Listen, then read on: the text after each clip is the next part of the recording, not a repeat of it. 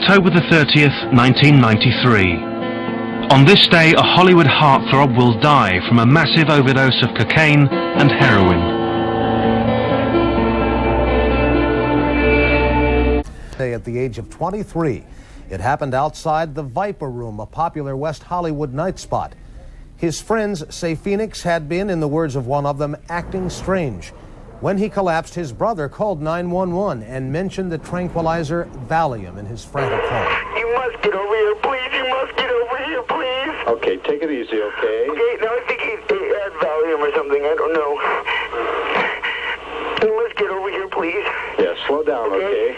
Well, where is the guy? Okay, we have help on the way, all right? I know.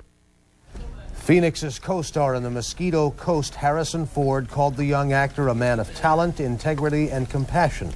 Other film credits include Stand By Me, My Own Private Idaho, and Running on Empty.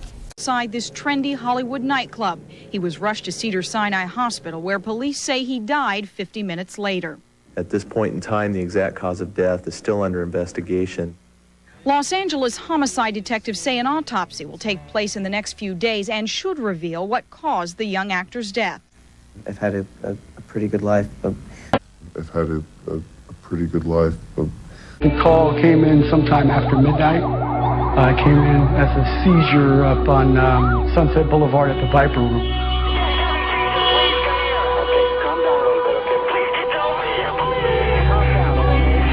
I walked out and I literally cartwheeled over him. He was lying on the sidewalk getting resuscitated by paramedics. I didn't understand what had happened. You know, half an hour ago he was, seemingly no problem. And then boom.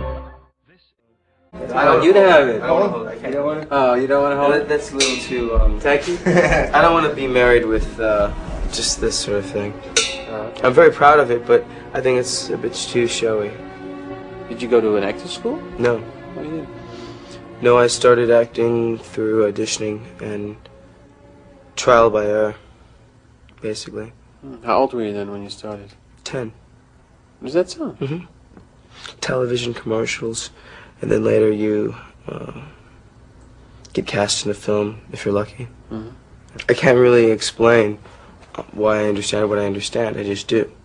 And to try to figure it out, I think, would kind of ruin it, I want to leave it like a mine of gold, without ever mining it, and selling it. I don't want to sell it off. I don't want to talk about it. I don't want to understand it in a way that will exploit the pureness.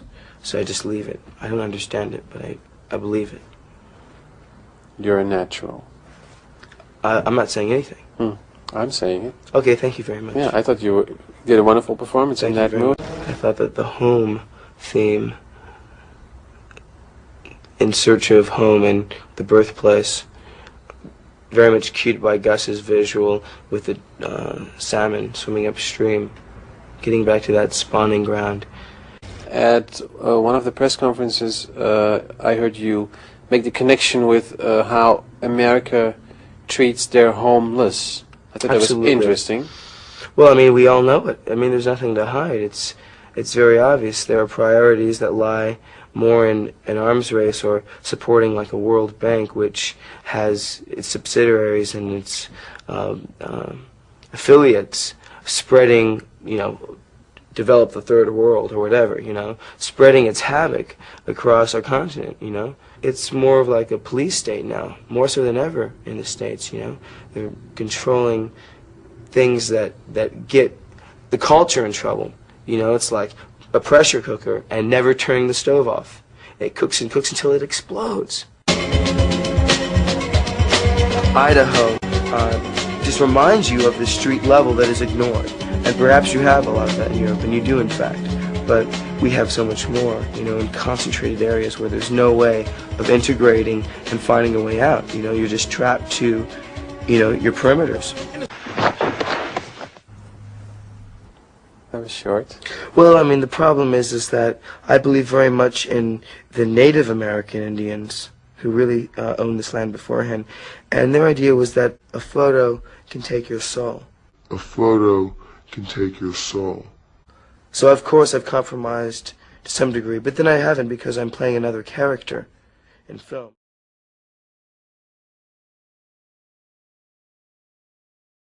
Beer break. It's imported, and it's from Holland. Did you tell them the story yet?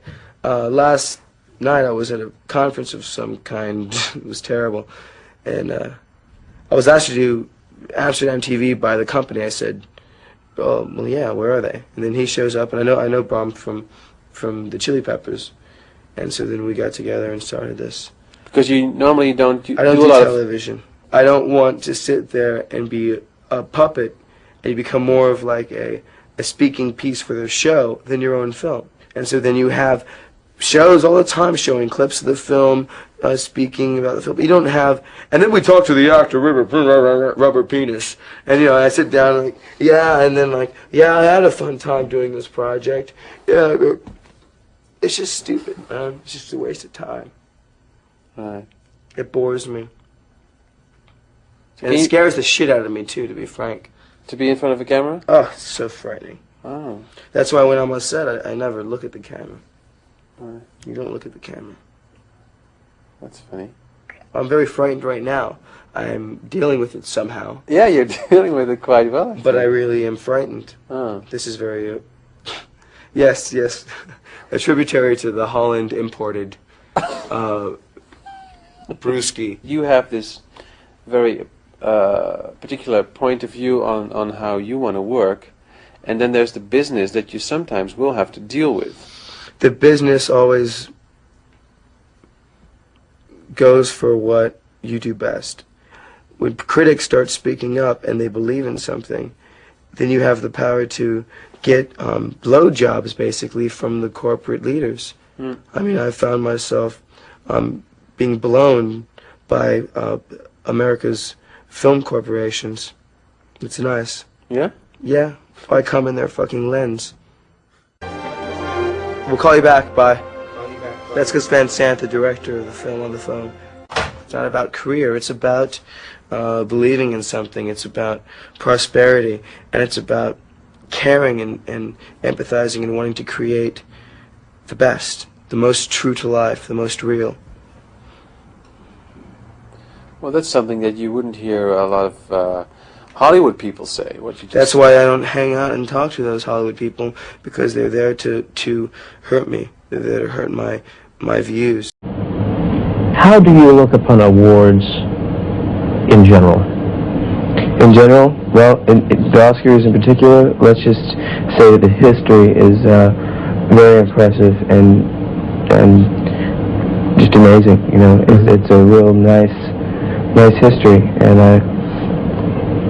I mean, I guess my only reservations on any of that would be, the kind of modern-day programming and a sort of mockery of Hollywood that I don't think it's anyone's fault, but people just trying to mimic,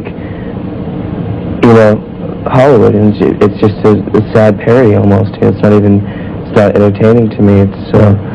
But that's just programming. That really shouldn't matter. Sure. Like entertainment or the whole kind of package that it comes with. The awards themselves, I think, are beef. It's a very wasteful system. Turns out you save more water by not eating one hamburger than you would by not having a shower for 2 months.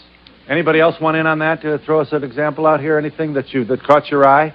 It's up to you. River. We're bombarded from age, whenever you start school, with this sort of propaganda that if you don't eat your milk and your eggs and your chicken and your fish and your meat, then, well, you'll just die and you won't grow up to be big and strong like your grandfather, and that's just not true. It's completely ironic because, as John says in his book, the more animal fat that we eat, especially ladies, the more prone we are to breast cancer. So your odds of dying of... We really have abundance in the midst of this silent Holocaust that is happening every day, in which, for example, in the process of this show, in the time that it will take to do the show, 1,800 children will have died as a consequence of hunger and malnutrition, when we have abundance all around us. And McDonald's cares for you. Remember that, all of you. Right here. I was wondering what each... Phil, I have a concern about Lisa's reluctance to vaccinate her baby.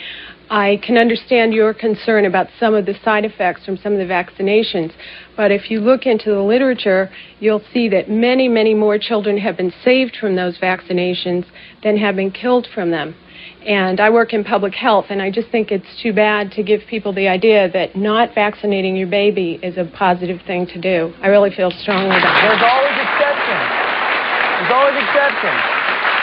The idea is just to automatically trust and take someone else's word as the truth and then go ahead and do it without even researching yourself. Right. I think she's posing the idea that maybe you should research it and take your baby as an individual and not just as another one coming through on the production line and here, give it pills, give it this, shoot it up. Yeah.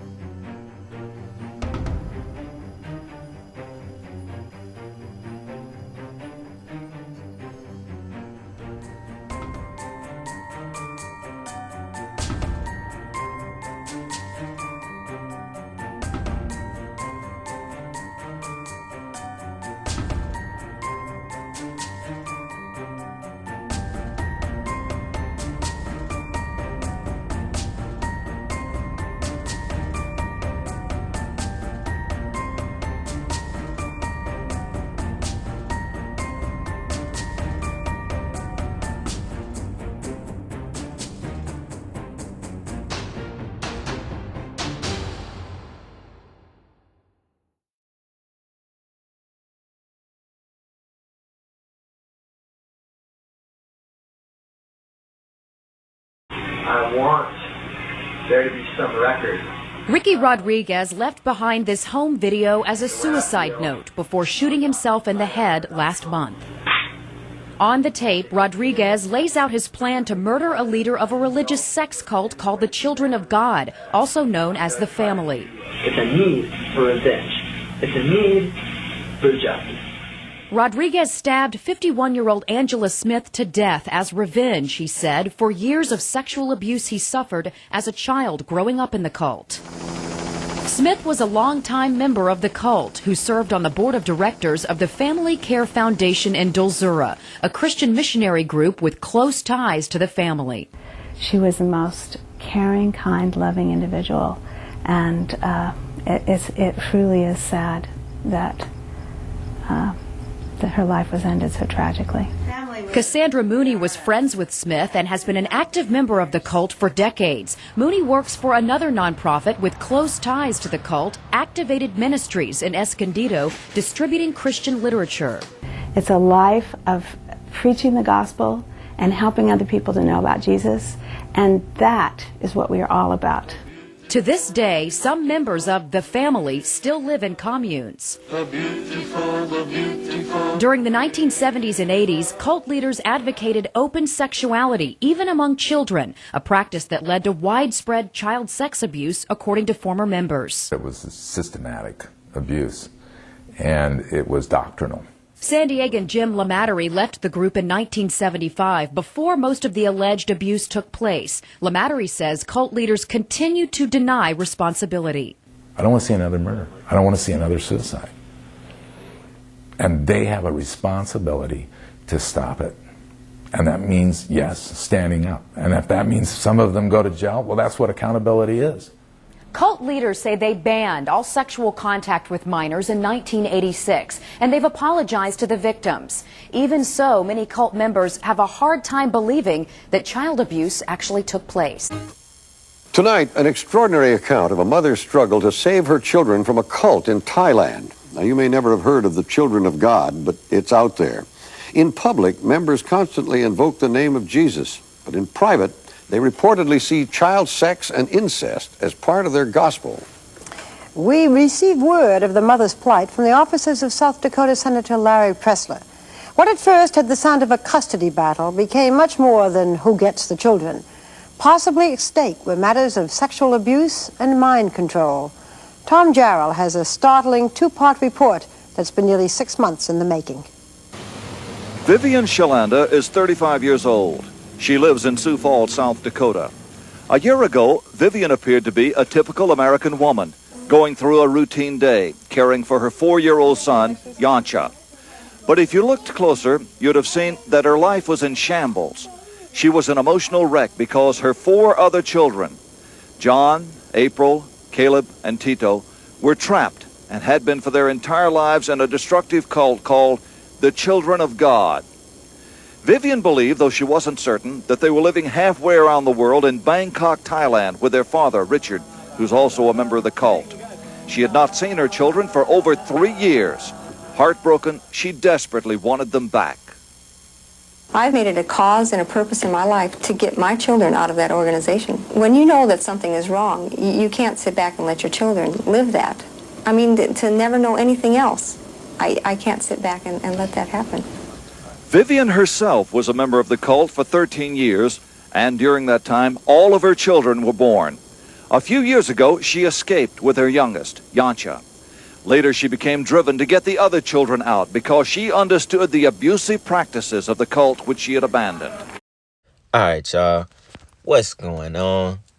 It's Black Balloon. And we're coming back with another video in the middle of the week, so y'all already know what's going on, man. All right, look. Really hope y'all enjoyed that video. That was River Phoenix and the Children of God sex cult. Now, I thought this would be a very dope video to do. I thought, once again, add texture to the channel. I didn't really have this on my list to do as far as, videos to get to. I just happened to come across that clip with River Phoenix and the black glasses sitting on the couch talking. I happened to come across that while I was just, just watching stuff across the internet. And I was just like, hey, let's do this video. I think it's going to be super dope because a lot of the stuff that I saw, I didn't actually know. I didn't know that River and Joe Queen Phoenix was a part of the Children of God sex cult as kids. And there was actually a few things I didn't really know at all. When I went down the rabbit hole just researching for this video, tell you the truth, I didn't even know Joe Queen Phoenix. I didn't know River Phoenix was who he was, basically. Like, I think we all knew him from Stand By Me. Now, obviously, a lot of y'all probably knew who River Phoenix was and all that, but I just didn't make the connection with him and Joe Queen Phoenix. Just because, truthfully, I never really looked in it like that. But when I saw that clip of him, I was like, all right, dude is like super outspoken. So that, that just, that was like going off in my head. Like, I got to do a video about this now, you know what I'm saying? And just go down the whole rabbit hole of how, that he was sacrificed at the age of 23 on the night of Halloween, which why I made sure I put that in the text because obviously they like to sacrifice on Halloween. They like to sacrifice shit really just from about the end of Halloween all the way up to the solstice, the winter solstice. So, we already know how that goes. Now, when I saw that he died 23 on Halloween night outside of a club, of a OD, I already knew what it was.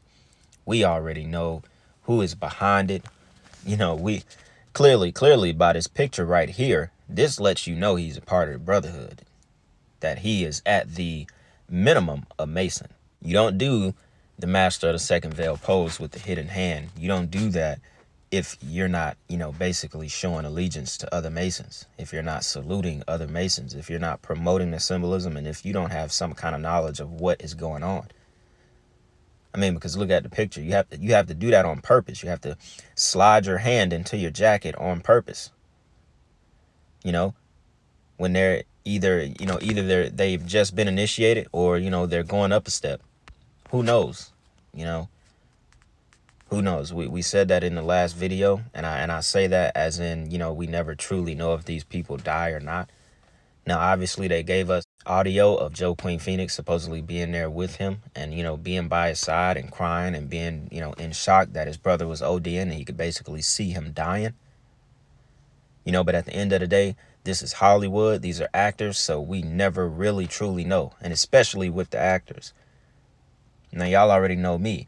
I believe a lot of these people do get sacrificed because they show us clear as day. But I just always say that just so, you know, just so we can always kind of just have both theories in mind, that this person may not be dead at all. You know what I'm saying? Because we weren't there to see anything. All we have is, you know, accounts from Joaquin Phoenix being on scene, and maybe, you know, the people that were at the club and that may have saw him overdose, because they give us a lot, you know, about his last days leading up to his death and how he just looked like he was out of it. He looked pale. He looked like he wasn't himself, you know, and he was supposedly on a binge and all of this good stuff.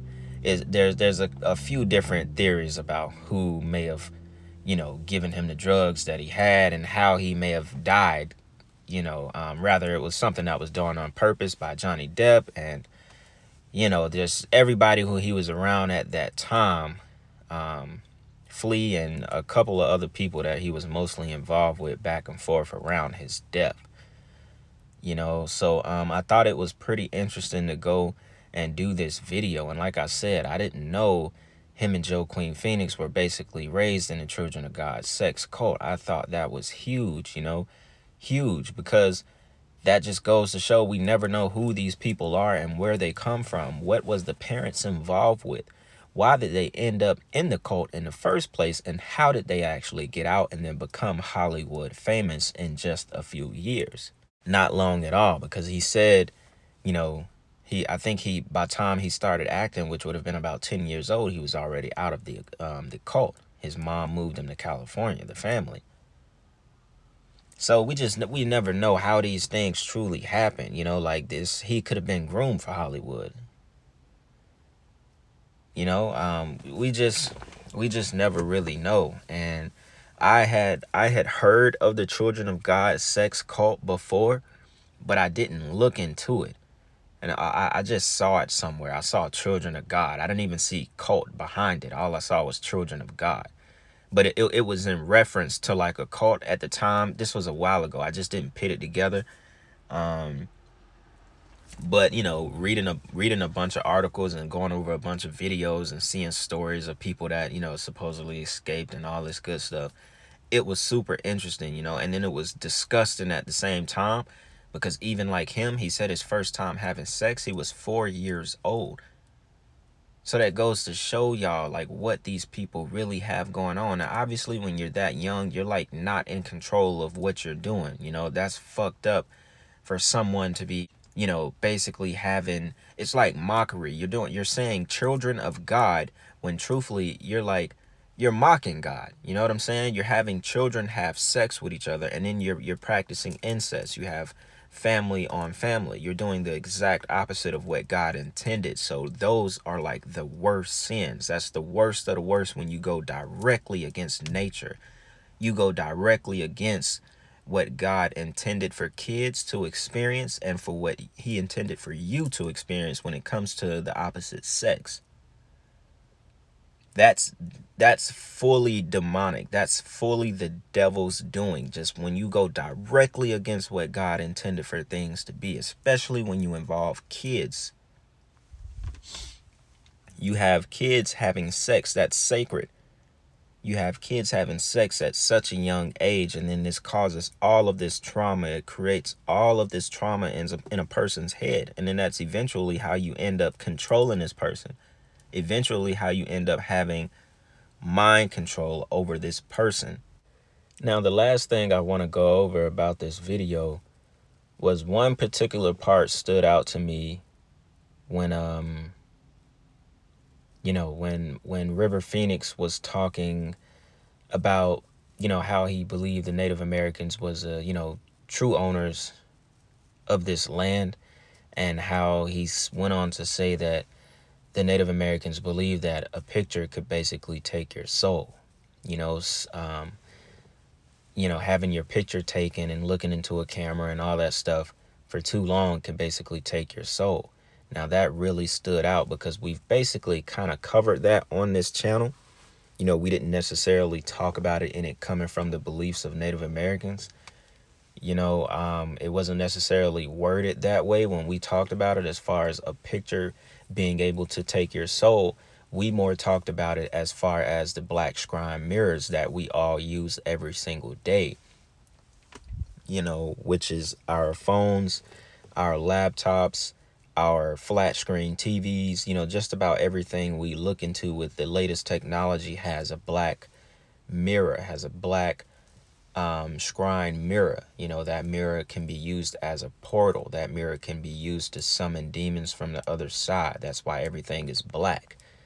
You know, they're not as blatant with it with your mirrors, you know, the mirrors that you have in your house, the glass mirrors. Why? Because you can't necessarily, you know, you can't see yourself the best through that kind of a black mirror. They can't be that blatant with it, but they did do it right in front of our faces with our phones and everything else. So, you know, if you think about it, if